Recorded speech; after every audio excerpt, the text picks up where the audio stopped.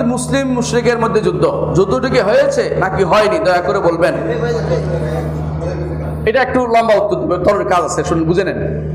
আমাদের সমাজে দুই শ্রেণীর মানুষ আছে। এক শ্রেণীর মানুষ হচ্ছে হতাশ, আরেক শ্রেণীর মানুষ হচ্ছে উদ্যমী। তো উদ্যমী যারা, তারা কাজ করে, দাওয়াতের কাজ করে, তারা খুঁজে বেড়ায় না কোন জিনিসটা কখন হয়ে যাচ্ছে, কখন হবে, এটা খুঁজে বেড়ায় না। যারা হতাশ, তারা খুঁজে বেড়ায়। হতাশ মনে করে যে আমার আর কিছু করা হবে না, এবার যদি কোনো মাহাদি এসে তাহলে আমারে উদ্ধার করতে পারবে। নাউযুবিল্লাহ। মাহাদির অবস্থায় খুঁজতে থাকে তারা, কারো অবস্থায় বসে থাকা ইসলাম বলে না। ইসলাম বলে তোমার যা দায়িত্ব সেটা পালন করো, মাহাদি আসলে আমরা যাব দেখব। এই এক গোষ্ঠী হতাশার মধ্যে লিপ্ত। আরেক গোষ্ঠী আছে, যখন দেখে মুসলমানদের উপর অত্যাচার হচ্ছে, যে এবার বোধহয় আর একটা যুদ্ধ না হয়ে পারে না, তখন একটা যুদ্ধ খুঁজে, কিছুক্ষণ যুদ্ধ খুঁজে, কতক্ষণ বলে সবুজ পাগড়ি কালো পাগড়ি, ও মুখখান থেকে এরকম বের হবে, ও মুখখান থেকে বিভিন্ন রকম মিলিয়ে দিয়ে একটা গড় পড়তে একটা বানাই দিছে। কোথায় আখিরাতের হাদিস, দুনিয়ার হাদিস বানাই দিচ্ছে। রাসূলুল্লাহ সাল্লাল্লাহু আলাইহি ওয়াসাল্লাম বলছেন, আমার উম্মত 500 বছর দাঁড়াতে অসুবিধা হবে না। অর্থাৎ ধনীরা হাসরের মাঠে, এটা বলছে টেনে আয়না, এটা বলছে কি দুনিয়া 7000 বছর, 500 বছর বেশি পাইছে এই উম্মত, অর্থাৎ 1500 বছর। 1500 বছর পার হলে যদি জীবিত থাকে, ওর লোকে ধরিয়ে আনতে হবে, কোথেকে আনছেন উম্মত, এটার মধ্যে শেষ হয়ে যাবে। এই জাতীয় কিছু মানুষ জিনিস বানাইয়া হাদিসের কথাকে বাস্তবে এখনই নিয়ে আসতে হবে, এই চিন্তা বসে থাকে। গাজওয়া হিন্দ এইটা হাদিসে আসছে, কিন্তু কোথাও বলা হয় না যে শেষ জীবনে হবে, অর্থাৎ এই উম্মতের শেষ সময় হবে, সহিহ হাদিসে বর্ণিত হয় নাই। বানোয়াট হাদিসে আসছে, বানোয়াট হাদিসে আমরা দলিল নেই না। এই জন্য গাজওয়া হিন্দ আগেও হয়েছে, প্রথম শুরু হয়েছে মুহাম্মদ বিন কাসিমের সময়, জানেন আপনারা এটা।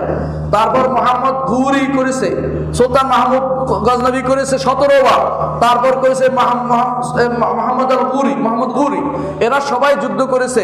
এই যুদ্ধ হয়ে গেছে, এটাই হচ্ছে ইবনে কাসিরের মত, এবং এটাই হচ্ছে সত্যনিষ্ঠ আলেমদের মত।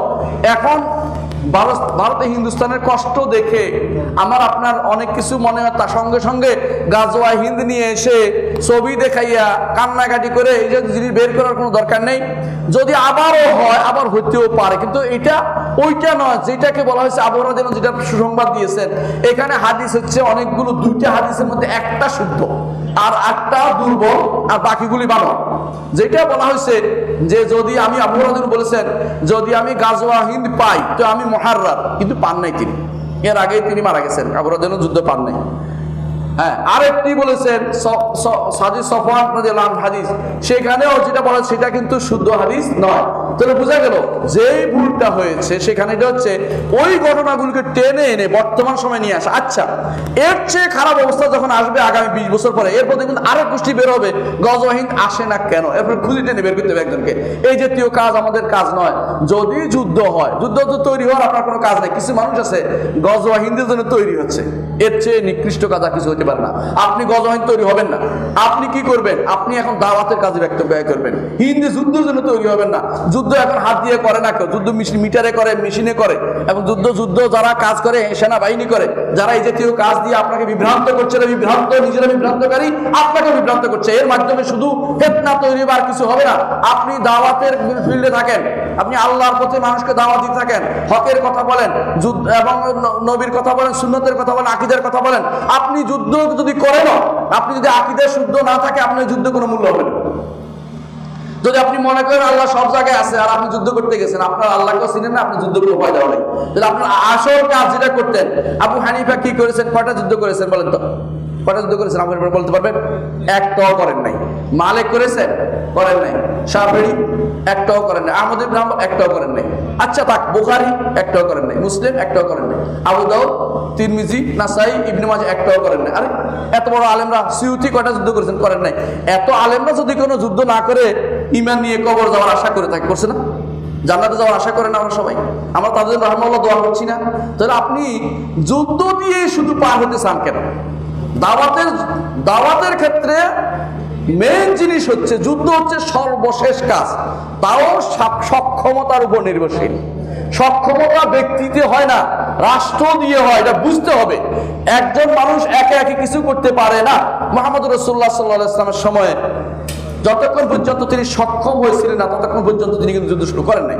যখন সক্ষম হয়ে গেছেন তখন তিনি মক্কা জয় করেছেন। এর আগ পর্যন্ত প্রতিরোধ করেছেন, তখন এর আগ পর্যন্ত নিজেরা ঈমান আকীদা নিয়ে সারা দুনিয়ায় দাওয়াত দিয়ে গেছেন। এইটাই কাজ। আমরা দাওয়াতের কাজে সময় ব্যয় করি, গজওয়া হিন্দ না খুঁজি। গজওয়া হিন্দ আমরা মনে করি হয়ে গেছে, যদি কেউ মনে করে প্রক্রিয়া চলছে, যদি আবারও হয়, সেটা যখন হবে তখন অবস্থা দেখা যাবে। আগ পর্যন্ত তৈরি হবেন না, কোন রকমের ট্রেনিং যাবেন না, কোন রকমের প্রশিক্ষণে যাবেন না, কোন রকমের এই জাতীয় যারা করছে বিভ্রান্ত মনে করবেন এরা ফিতনাবাজ, এরা সমাজের মধ্যে সবচেয়ে সমস্যা তৈরি করাকারী এবং এরা ইসলামের দুশমন ছাড়া কিছু নয়। এদের দিয়ে কি করেছে কিছুদিন আগে জানেন? আইএস বের করেছে না, মুসলিম বিশ্বের ক্রিমগুলিকে নিয়ে গেছে, নিয়ে মরুভূমি, ইরাকের মরুভূমিতে নিয়ে একদম সবগুলি শেষ করে দিয়েছে। এখন কই? এখন আর কেউ নাই। কারণ এটা সালাকি করে মুসলিম বিশ্বের যুবকদেরকে নষ্ট করার জন্য, ঈমান থেকে দূর রাখার জন্য, আকীদা থেকে দূর রাখার জন্য এবং দাওয়াত থেকে দূর রাখার জন্য এরকম কাজগুলি করে থাকে। এই জন্য এদের থেকে সাবধান থাকবেন, এটা ঠিক নয়, এই কাজগুলি করা কখনো উচিত হবে না।